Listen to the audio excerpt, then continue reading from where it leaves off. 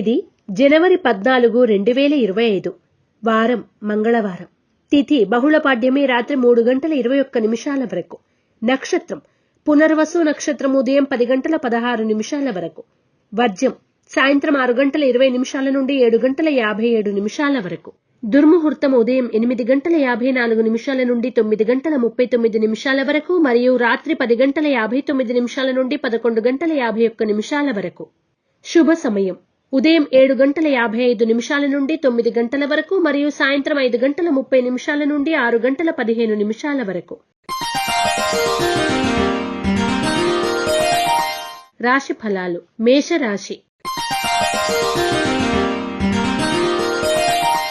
మీ పట్టుదలే మిమ్మల్ని ముందుకు నడిపిస్తుంది.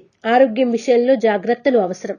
సెల్ఫ్ డ్రైవింగ్ ప్రయాణాల్లో ఖచ్చితమైనటువంటి జాగ్రత్తలు తీసుకోవాల్సిన అవసరం ఉంది. మేషరాశివారు హనుమాన్ సింధూరాన్ని ధరించడం, ఆంజనేయ స్తుతిని పఠించడం శ్రేయస్కరం. వృషభ రాశి. ఆర్థికంగా బాగుంటుంది. ప్రయాణాల్లో ఆటంకాలు కలగకుండా చూసుకోవాలి. కుటుంబ సభ్యులు సన్నిహితులతో ఆనందకర సమయాన్ని గడుపుతారు. తోటివారి సహాయం లభిస్తుంది. వృషభ రాశివారు ఆరావళి కుంకుమను ఉపయోగించడం, దుర్గా కవచాన్ని పఠించడం శుభదాయకం. మిథున రాశి.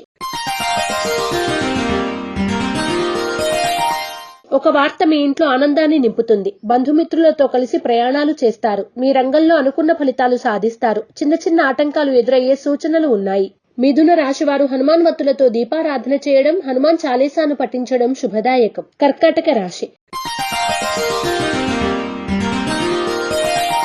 బంధువులతో ఆచితూచి వ్యవహరించాలి. ఆరోగ్యాన్ని అశ్రద్ధ చేయరాదు. మానసిక సౌఖ్యం కలదు. కొన్ని కీలక వ్యవహారాల్లో కుటుంబ సభ్యుల సహకారం లభిస్తుంది. కర్కాటక రాశివారు నాగబంధాన్ని ఉపయోగించడం, శ్రీ కార్తికేయ కరావలంబ స్తోత్రాన్ని పఠించడం శ్రేయస్కరం. సింహరాశి. ముఖ్యమైనటువంటి వ్యవహారాల్లో నిర్లక్ష్యం చేయకూడదు. చేసే ప్రతి ప్రయత్నం ఫలిస్తుంది. నూతన వస్తువులను, వస్త్రాలను కొనుగోలు చేస్తారు. సన్నిహితులతో సంతోషంగా సమయాన్ని గడుపుతారు. సింహరాశి వారు అష్టమూలిక గుగ్గిలాన్ని ఉపయోగించడం, శ్రీ సుబ్రహ్మణ్య స్తోత్రాన్ని పఠించడం శుభదాయకం. కన్యా రాశి.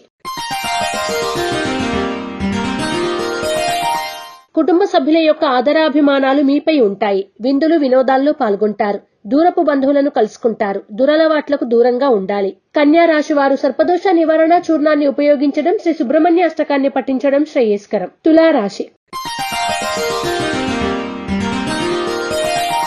కొత్త వ్యక్తులను కలుసుకుంటారు. నూతన విషయాలు తెలుసుకుంటారు. కుటుంబంతో కలిసి ఆనందంగా సమయాన్ని గడుపుతారు. ప్రశాంతమైన వాతావరణం ఏర్పడుతుంది. తులారాశి వారు నాగసింధూరాన్ని ధరించడం, శ్రీ సుబ్రహ్మణ్య పంచరత్న స్తోత్రాన్ని పఠించడం శ్రేయస్కరం. వృశ్చిక రాశి.